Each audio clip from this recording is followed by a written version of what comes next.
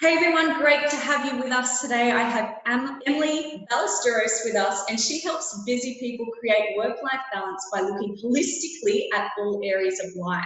Now, she actually became a burnout management coach after working in corporate training and development and experiencing 2 years herself of extreme burnout. Now, she worked full-time, was a full-time graduate student, coached part-time, and commuted 2 to 3 hours each day. She couldn't find a comprehensive solution to personal and professional burnout anywhere, so she decided to create her own. Now, today we're going to cover the exact strategy that you can start implementing to create more balance within your life without overwhelm. Welcome, Emily. Thank you so much for having me. I'm so excited. Excellent. Well, there's so much to cover here, so let's get straight into it with some questions for you. Now, I'd love to know what things stand out to you the most when clients come to you to help them with burnout. Have you noticed any commonalities with people? Absolutely. So the people that I run into most often are people pleasers. So people who typically learn very young that saying no or not doing something that makes another person more comfortable than themselves results in a negative response. I also work with a lot of high achievers. So people whose number one goal in life is to do things and do things well. They feel a lot of guilt when they are resting, which only adds to that potential for burnout. And then I also work with a lot of people who are experiencing learned helplessness, which is the sensation that if you have been helpless up to this point, regardless of what you've tried, then stop trying. And you see this, and there's a popular experiment where they had fleas in a cup and the fleas would jump out of the cup, and then after a while they put a piece of paper on the top of the cup, the fleas would jump up, hit the piece of paper, and eventually they removed it, but the fleas only jumped up to where the paper was because they perceived that as a perceived ceiling. And a lot of people experience this perceived ceiling where they just stop trying even though they have the potential to exit that area. So I work with a lot of people who are also kind of in that space. Yeah, 100%. And that's really interesting because that kind of stuff does lead to burnout, which we've discussed a lot in this event. And you talk about 3 different types of burnout to do with work: boredom, volume, and social. Could you go into these 3 types for us?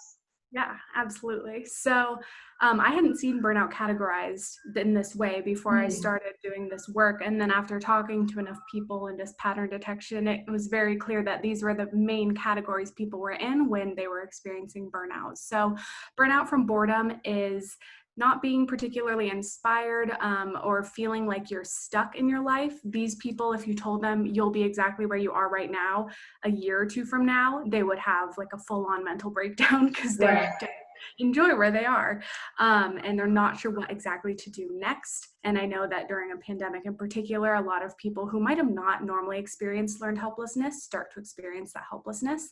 So that's burnout by boredom, and that is mediated through really taking a good look at the 5 areas of life, which is business, so it's what you do, how you do it; personal, goals, development, spiritual, all of that; hobbies; Right. health, which is physical, mental, emotional; social, friends, family, relationships; and lifestyle, which is what you're doing every day or everyday experiences and environments. Yeah. And looking at those, deciding what you really, really want out of them, and then minimizing them down to a smaller scale so you can start to implement things that do light you up and bring joy in your life again. And I know we'll dive back into that later, but Yeah. that kind of what you would want to do if you're burnt out with boredom. And then you have burnout by volume, which is what I was experiencing, where you are just booked back to back. You're living a bumper to bumper life, which means that if one thing goes wrong, you're late for one meeting, the entire rest of your day is thrown off. You feel very out of control with elements of your life, whether that be personal, professional, social.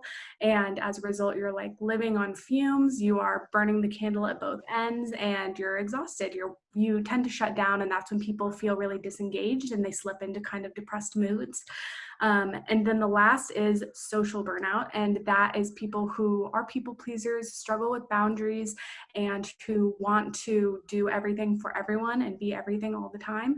And unfortunately, that's just unsustainable. So that is the last type of burnout. And to mediate that, you'd start with boundaries and changing your mindset to I am useful regardless of if I am entirely at service and available to everyone all the time. Yeah, that's really interesting. And I know that a lot of people watching this may have or do have some of these things going on right now. And they've either had burnout before or may even have a full-blown adrenal fatigue or quite extreme condition. Now, do you think that by implementing a plan, kind of working on these different aspects, it can actually help prevent people getting to extreme burnout or preventing it in the future? Yeah, absolutely. I work with a lot of people who on the phone, they're like, I'm here because I've been having panic attacks over work, over a job that I'm just paid to do. And so I do it. And now it's become such an emotional, personal experience that I don't even know. I feel like don't have control over my life. And a lot of that sensation of that anxiety and the physiological effects of stress and burnout over time Yes. come from a lot of lack of control. And so giving everybody these elements that they do have control over from their own perspective and then just as a player in the world allows them to regain that control and to really take ownership over what they're doing on a day-to-day basis that complements their current state. A lot of people, we live in this, hustle harder work Yes. culture where people think like, oh, you have to take a break or you can't push through and do an extra hour of work. You must have lower work ethic or you must not care as much, when in reality, self-awareness is the largest strength that you can have, especially if you're in a stressful industry for the long haul. It's not a weakness just because somebody else doesn't see that that's what you need in order to perform your best. That's a really good point. I'd love to go into that a bit more right now, actually. Toxic people or toxic workplaces or stress at work. Let's focus on that one in particular right now. You touched on it just there, how do people better deal with these sorts of things happening at work to avoid that, but also disengage from that culture if it does exist? Definitely. So people, because people create the culture of a company that trickles down from the leadership, the expectations, and then it can be within your team. So it's industry, leadership, team, and then yourself.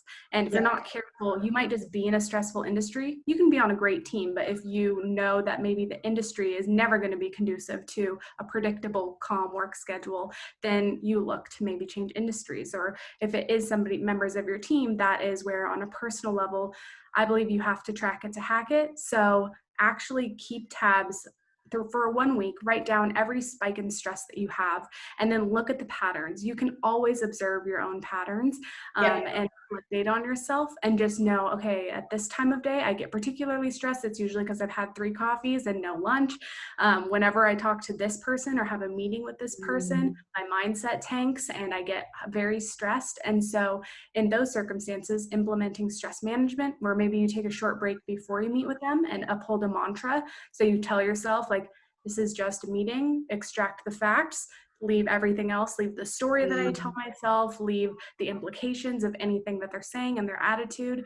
And then after the meeting, take yourself away again, give yourself 5 minutes, write down the meat of the conversation, and then do some breathing or take a step outside or go get yourself a latte or do something to reorient yourself and then focus on the next thing.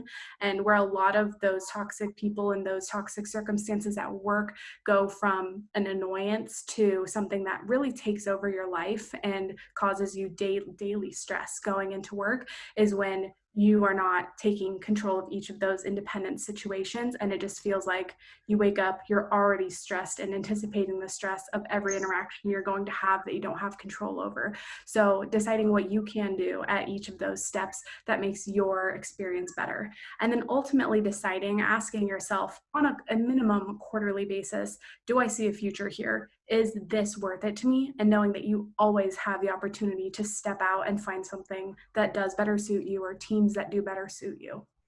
That is fantastic. I think that's so helpful. I know even my partner right now has had that experience at work, and those tips I'm definitely going to be showing him actually as well. So that's fantastic to address the work. Let's look now at the volume type of burnout. So the types of people that are burning the candle on both ends.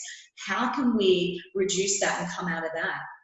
Yeah. So I am huge on automation. And again, I recommend always starting with just collecting your current data. It's hard to get from point A to point B if you have no idea where point A is. And then if you haven't defined point B. So knowing I am booked all day long. What are some things I can automate or create an easier solution for right off the bat? So that might be ordering pre-made meals, or asking a family member for support once a week to come over and watch the kids while you do this thing, or scheduling in a workout class every single morning where you pay for it in advance. So if you don't go, you lose money. So you have more incentive to go, or you have a friend go with you. So there's accountability, and you schedule things in and you automate them wherever possible to make your life easier.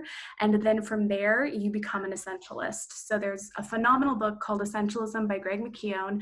And it's all about how if something is not moving the needle in your life, if something is not a hell yes, then it's a no.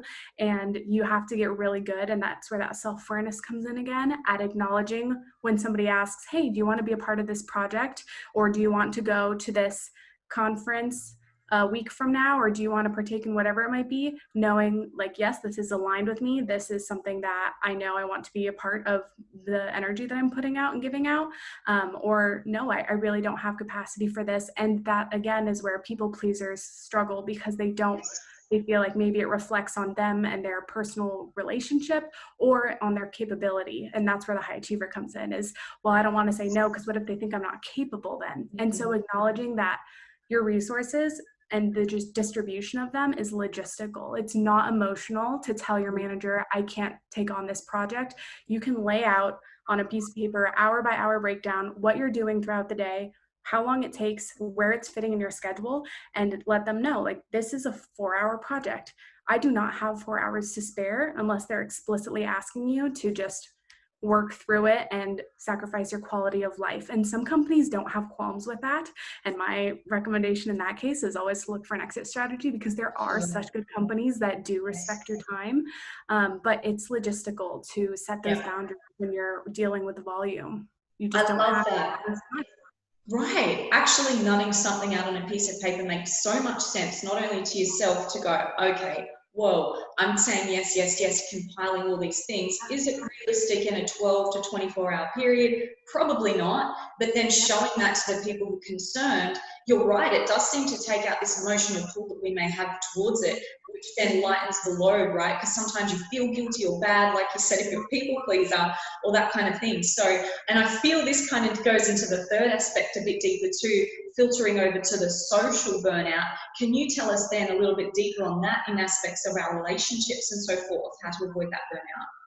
Yeah, absolutely. So for most people especially that I've worked with, when we start talking about social burnout, like 3 relationships pop up to the top of their head almost immediately. Like they already know, like, oh, it's my mom, or like, oh, it's my, like, it's this friend who's always asking for things, but never really is there when I need that friend. Or, oh, it's this one colleague who never takes responsibility for themselves and always asks for my support. So first and foremost, identify the people who are asking for your resources and who you will feel kind of guilt messages from if they don't have access to them. There are a couple types of boundary styles that people have, and in those social relationship burnout, that whole scheme is all about boundaries. So some people are compliant and they are just a chameleon. They really struggle with saying no. Some people are avoidant, so they avoid letting people in and struggle to accept help. Some people are, I'm trying to remember what the word is. They're pushers essentially, and they don't mind pushing other people's boundaries. They tend to have learned very early that they can push and somebody will still give them resource even if the other person doesn't have it to give. And then there is one more style that is slipping my mind, but if it comes back to me, I'll let you know. But it's knowing when you struggle with something and that it is just a circumstance by circumstance interaction with either personally or professionally, where you're telling them, I don't have the resources for this. I do have the resources for this other thing. I can do 10% of that project, or I can't go to dinner with you tonight, but I can go to coffee on Saturday. And it's not that you're trying to be unhelpful. It's not that you're trying to be rude if you want to keep up those relationships, but you do make it work with what you have to offer instead of doing everything the other person's way just because they're the ones who will pitch a bigger fit if they don't get their way. Yeah, that's a really good point. And so then this kind of leads us to our steps in overcoming burnout. I feel like we've kind of gone into this. What else would you suggest for people who are watching this that may be at that start of burnout or in the midst of it, or, you know, full-blown extreme fatigue situations, where would someone start to start implementing these kinds of things in daily life to help get rid of it all? Definitely. So burnout is definitely, it's death by a thousand paper cuts. It's rarely like, oh, today I woke up, I'm in burnout, and yesterday I Right. was in Yeah. burnout. So it's Yeah. like just again that like awareness of I can feel the quality slipping in one of my 5 areas of life typically. So I would start with, if you're in any of those places, and just anybody in general who really wants to be on top of the life that they're living and be Yes. present and acknowledge day to day that each day is an actual day. It's not just means to an end to get to some uh, like future self, Right. future Yep. circumstance that we think is we're aiming for. You're here right now. So in those 5 areas of life, acknowledge like I don't feel my best. I'm working too much. My business like might be doing really well, but my health, I have not gotten movement in. I'm not drinking water. I am not eating nutritious meals. My mental health is not great, and I'm not taking any time to myself to take care of it. Or maybe it's socially, you've noticed that you're isolating, you're using escapism into movies or shows or books or whatever it is, and you catch yourself. And or maybe it's lifestyle, and you are never doing your dishes. You are never prepared with your groceries for the coming week, and you're not taking full care of yourself. Maybe you know in your best life, when you do that exercise and you acknowledge this is what the best version of this life looks like, where I'm going to bar classes 3 days a week and I have my nails done and I have all this Yes. stuff. You look at that aligned version and you see, I'm not doing any of these things. I'm not doing Right. any of the things that light me up on a small scale. And a lot of people think they don't deserve it until they've earned it. And you don't have to earn living a high quality life. And Right. we learn that concept of, well, I get my house completely clean when we're going to have guests over, and they wait to do nice things until other people are going to see them. Oh, I don't like shave my legs unless I'm going on a date. I don't like get to enjoy my book or my movie until I finish my homework. We learn really early that you have to earn rest and earn this quality of life, and you don't. So a week to week, I do this every week. Look at the 5 areas, what the most aligned version looks like, minimize it so that it fits in my day to day, and then make sure that you are actually living in alignment. So that is the first step. That's a really good first step, actually. I was going to hone in on that a little bit more. So, for example, let's talk about, give us one example you would do of going, okay, this is, let's say, exercise. How can I do that? And then bring it down to that daily, more realistic thing to fit in. Absolutely. So as a female in society, I obviously grew up with like this toxic kind of culture of like, I need to be at the gym an hour and a half a day. I need to do certain things so that my body is a certain way. And then overcoming that and minimizing it so that it wasn't all or nothing, because we have such tendency to do all or nothing. I either go to the gym for an hour and a half and I eat all vegetables and like protein all day, or I just like throw everything to the wind. I'm eating a nerd's rope for breakfast. Like nothing is going to go the way I think it's going to go. And so minimizing that, knowing, okay, I want to work out 5 days a week. Realistically, looking at my schedule, I'm going to have maybe 30 minutes where I can really get this in. And I do not have the energy to chop vegetables. So instead, I pick out I use Beachbody. So I'll do 20-minute videos. I pick out which ones I'm going to do each day, plug it into my calendar. I wear my workout clothes first thing in the morning so that as soon as it's time, I take my pre-workout, I do my workout, and then I can hop back into work. And I buy pre-made vegetables. So for each of my meals, I know what I'm kind of boring, but I'll eat the same thing for breakfast, same thing for lunch, same thing for dinner. And then I'll just like order exciting foods on the weekend, but I will make it as easy as possible. You want to reduce as much resistance as you can for every single thing you want to include in your life that's important to you. I love this. Give us one more example of another area and bringing it back down to something that's realistic, because I think this is so practical and helpful. Definitely.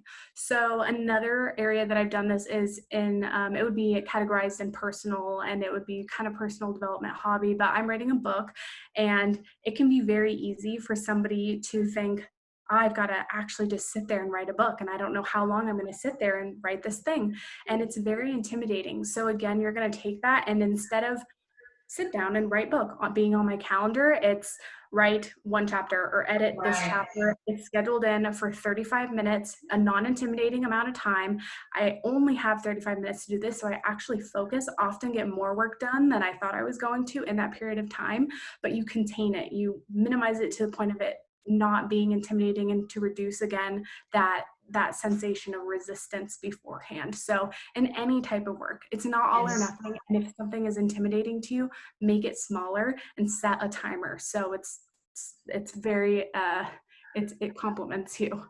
Yeah, that's fantastic, because that thing right there can be applied to any big project that anyone's got going in work, personal, family, even organising Christmas lunch, right? Yeah. Organise Christmas lunch in an hour. No, let's actually break it down and maybe do something day by day for a couple of weeks to prepare for things. But I can really see how this can apply in every area.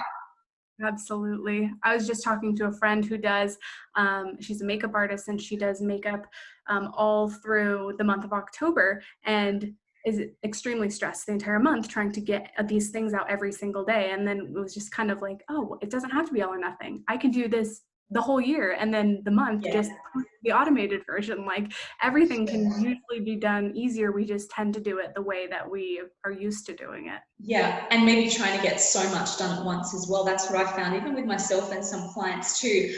We take on big things and then go, yeah, okay, that big thing, I can do it. I can push through and get it done in this time, when really it needs this time. So a big point here that's standing out seems to be breaking it down realistically into timelines, and kind of linking to what you said earlier about putting things on a piece of paper with what's actually realistic for your lifestyle, for your health, where you're at right now with energy.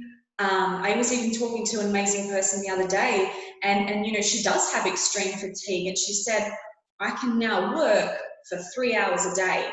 And now that's incredible for someone who has had extreme fatigue. I have as well, right? So energy is limited and it's very finite when you're in that kind of bad stage of fatigue. So she's going, well, I've got 3 hours now, not an 8-hour workday, but a 3-hour. So what can I pop into that 3 hours that's most effective and efficient for starting to build the business again, for example? Mm-hmm. So if you know that you have limited energy, because we learned so much about time management, when really time management is, it's partnered with energy management. It doesn't matter how much time you have if you don't have any energy. So energy management is almost more important. So in those cases, I would again start with the essentials, with being an essentialist and identifying, if I could only do 3 things in my business, the top 3 like products that I would need to, or outputs I would need, are these 3 things. How can I do them sustainably? If not myself do them, how can I create systems that support them being done even when I'm not there? So how can I have my emails automatically sorted? How can I have automated messages or templates where I just send those instead, or FAQs? How can I create trainings? Who can I delegate to? It's again, just working smart, not hard, and complementing what you know needs to get done. That's fantastic. I love it. Do you have anything else to finish with today to let our audience know? Let me check my notes.